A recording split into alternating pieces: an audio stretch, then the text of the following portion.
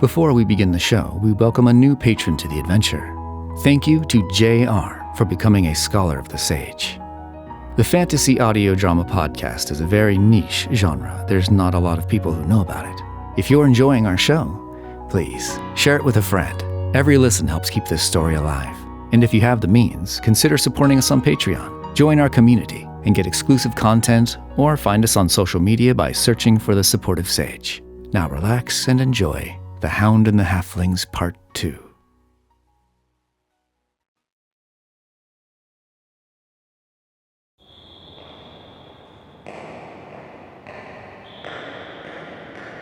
The Diaries of Galádric the Supportive Sage. Entry 2. The Hound and the Halflings.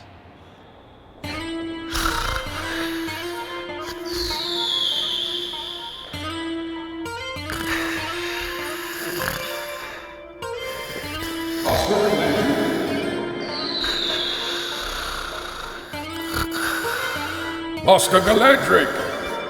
Ah! What'd I do? Forgive me, sirrah, but there has been an attack. We need your magical elven assistance. What time is it? 'Tis nearly midday, sir. Midday? Oh my. Master von Baum, my whole body is in pain. Yes, that would be the brandy, sir. I perhaps had neglected to mention that an overconsumption could lead to sensations of one awakening with the feeling of a mountain lying on their face. Who was attacked? By who? 'Twas Pimkin Narrow, sire. He was eaten by the wolf. My God! We must borrow your magic essence to help us assist in killing this beast and returning Pimkin Narrow to our brothers. I'm worried. If I stand up, I'll die. Did you slap me awake, Master von Baum? Ashamedly I did, sir. But you only woke up on the 5th try. You were very, very drunk, sir.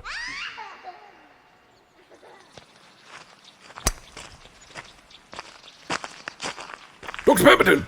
Hello there! This is the humble sage I was telling you about. The elf man, Master Galádric. This is Dr. Pemberton, our resident practitioner now. Master Sage! I hear you as well take a dear interest in zoology and the creatures of this world. I do at that, good doctor. And I've heard you're quite a brilliant mind when it comes to processes of life. My passions certainly run deep. But while I love to converse over such things, I'm afraid we're in a bit of a dire matter, no pun intended. What experience do you have with wolves? I've encountered my fair share. I saw the devil stalking our village 2 evenings ago. Then this morning, Brewmaster HOUND saw it take poor Pimpkin, just as the sun began to peek over the hill. The poor boy was drunk asleep behind the stable, easily picked off by the beast. It's massive, Sir Sage.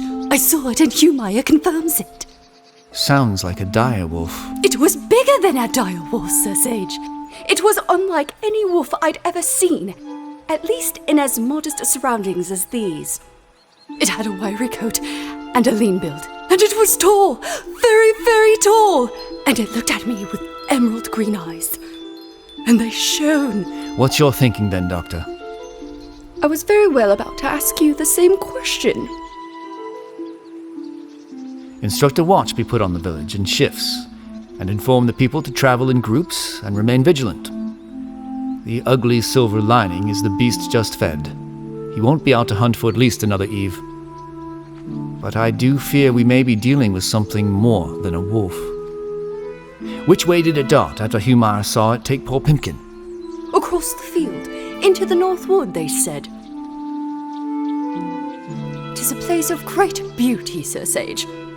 But what comes of its beauty with the devil lurking in the underbrush?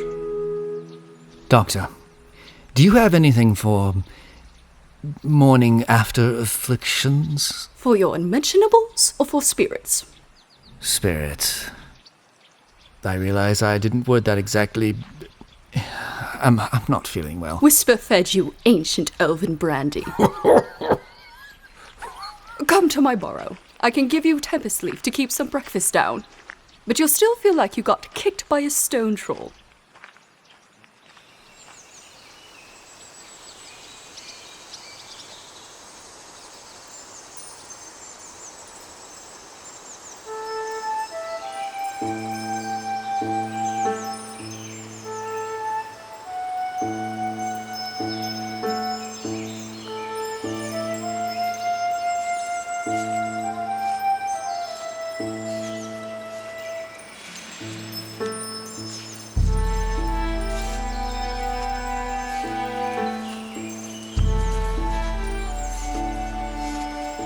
I followed the road until I came upon the North Wood.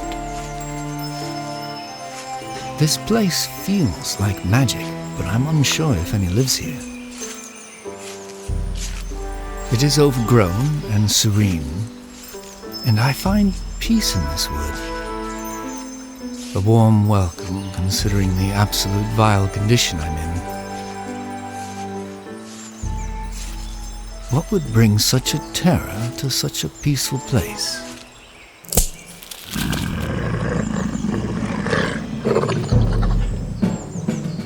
Stop! Put her off! Lie down, Grey Patron of the Wood, and do not fear me. I do not fear thee, young sage, nor do your words and magic bespell me. I wish you no harm, Old One, but I am not swayed by threats.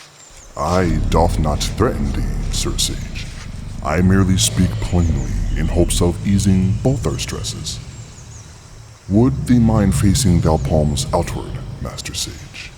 For you to claw them off? I ask your permission to lick them. You want to lick my palms? Yes. All right.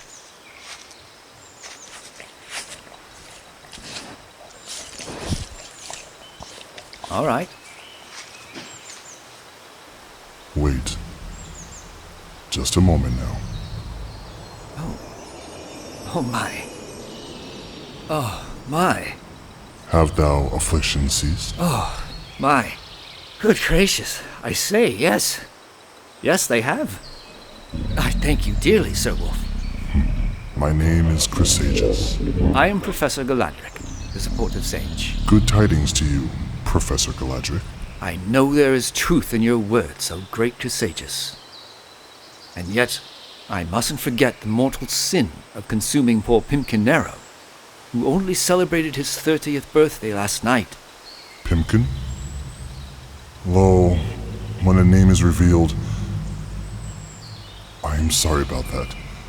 I knew I would be. Then why eat him if you're only going to feel sorry? Thou's seen this wood. 'Tis beautiful and lush and green, but beyond the songs of insects and warbles of bird folk, merely a modicum of life persists here. So nothing to eat. Unfortunately, no. So, how do we bring life back to the wood? You don't. Lots of folk settled, and new worlds built up over the centuries, and now room is as scarce as life in the wood. Small folk just north, lowlanders to the west, a white city in the south, a mining town west of Durdell. It boomed 100 years ago.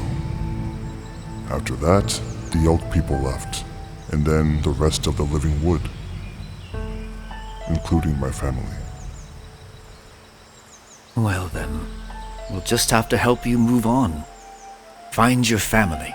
I can't move on. And they are gone. Well, I'm afraid you have no other choice. You ate a halfling freefolk. If you don't take some accountability, you'll be hunted down and become a rug by a fat halfling's fireplace. You can ask him if he's alright, if you want. Who? Pimpkin, was it? Ask Pimpkin? How would I ask Pimpkin? He's still alive. I can feel him.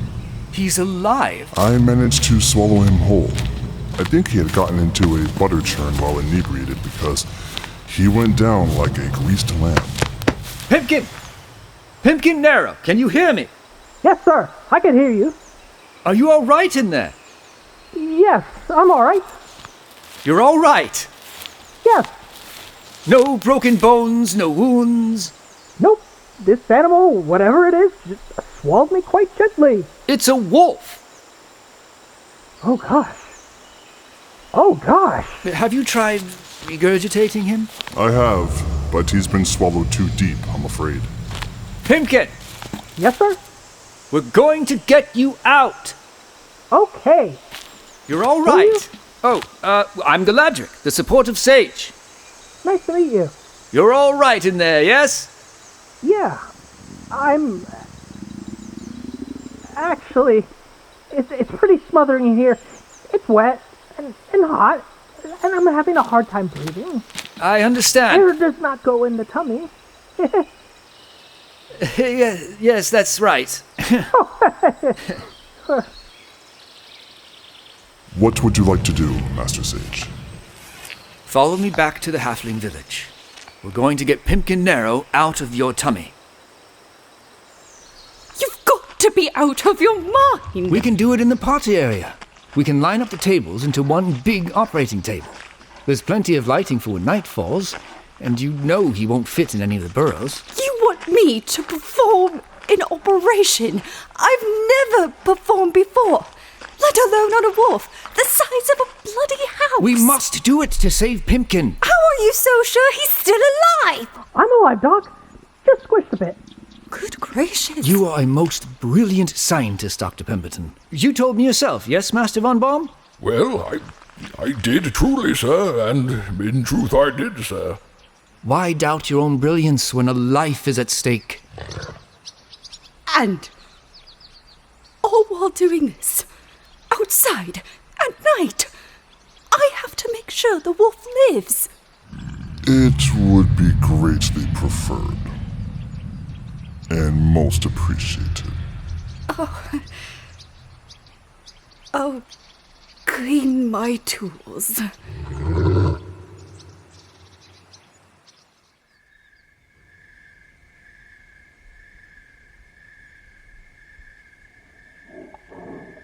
The good doctor did her work.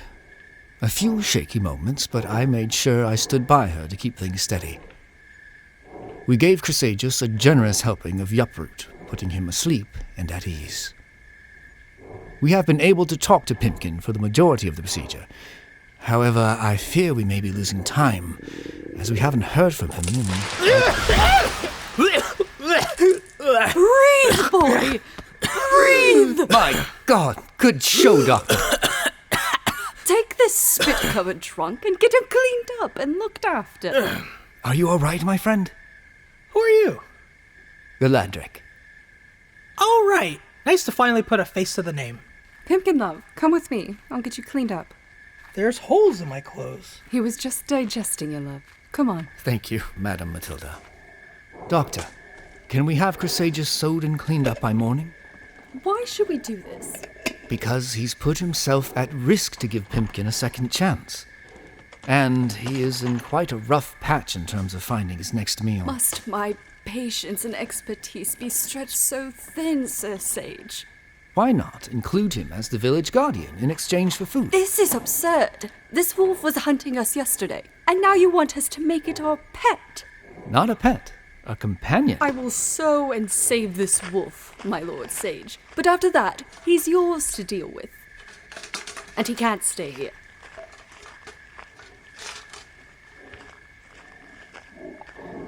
I understood the doctor's feelings on the matter, but I was certain both parties could prosper from a mutual partnership. I needed a voice on my side who was the voice of the people.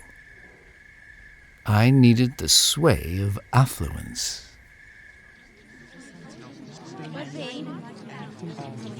An old warrior, minding his own business, when misfortune came his way.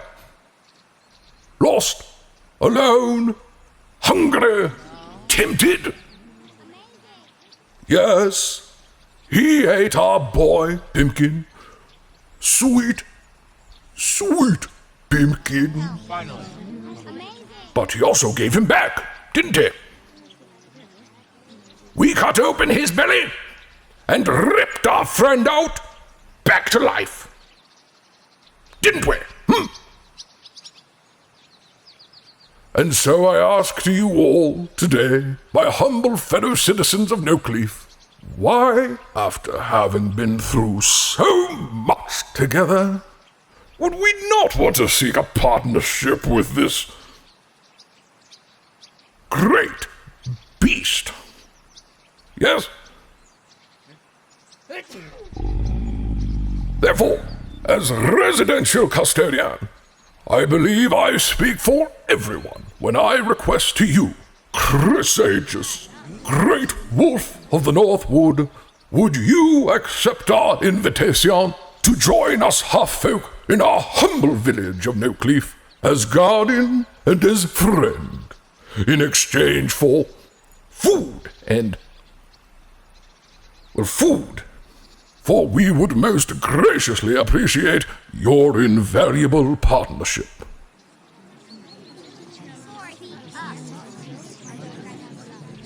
It's quite generous. Accept. I accept.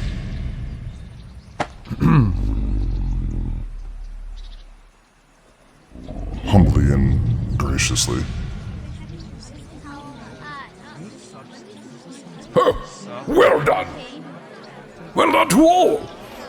A new unity will rule this day, a day of the future, a future of prosperity and companionship. Thank you all. Appreciations for joining us. Thy plans do not appear to be as popular as the Gilded Halfling suggests. They will come to recognize your true value. And I theirs? That is my hope at the moment.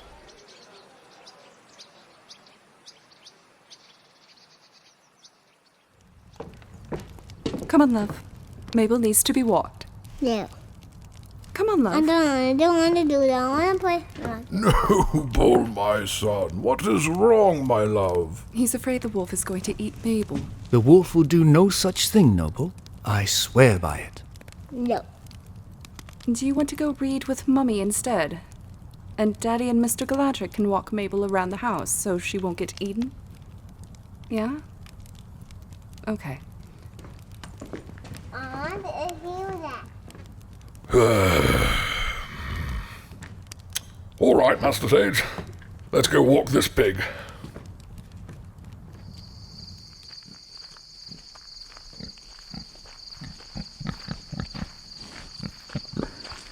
None of them seem too keen, if I'm being honest with you, Sir Galádric. Brutus thinks it's going to eat Pimpkin again. Alsatia thinks I'm destined to go down in history as the custodian that destroyed the village. And poor sweet Nobel is too skittish to step outside the borough. I say, Mr. Galádric, having a protector from road agents and cave goblins has its worth, no doubt.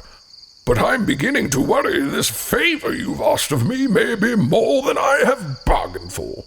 What shall we do then? You all could use the protection, and there's no food left in the wood. And Chrysagus insists he cannot leave. Why? Why can't he leave? Yes. Why can't the wolf just leave? I don't rightly know. Hey!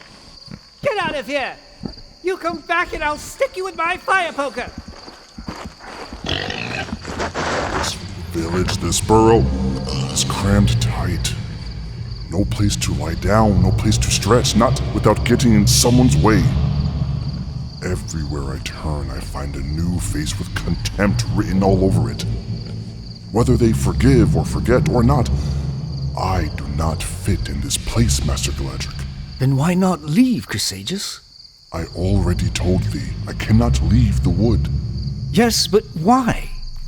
I am unable to speak the reason. I've heard enough, Master Galádric. Great Wolf, I will personally see to it that you receive a package of food for you to ration, yes? But then you must leave this village and never return. I agree to these terms. Chrysagus, what happens when the food runs out? With all due respect, Great Wolf, we cannot believe a word you say. Master Sage, if he will not be truthful with us, then how unfair are we expected to trust him? The halfling is right. If you don't leave the wood, then this is only putting off the inevitable. So be it. Chrysages?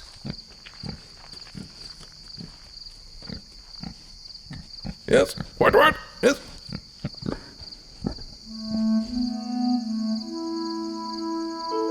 This episode was written, directed, and edited by Wyeth Taylor. Produced by Daniel Rojas and Daphne Green. With associate producer Andrea Morong, sound engineer William Unkefer, and production assistant Alize Sabala. The players, in order of appearance, are as follows. Wyeth Taylor as Whisper Von Baum. Christy Maxwell as Matilda Von Baum and Doc Pemberton. Khalid Gibson Carter as Chrysages the Great Wolf with Christopher Figueroa as Pimpkin Narrow. And introducing Maximus Rojas as Noble Von Baum. Music was created by myself and Daphne Green. I played Galádric and created the series. My name is Daniel Rojas. The story concludes in The Hound and the Halflings Part 3.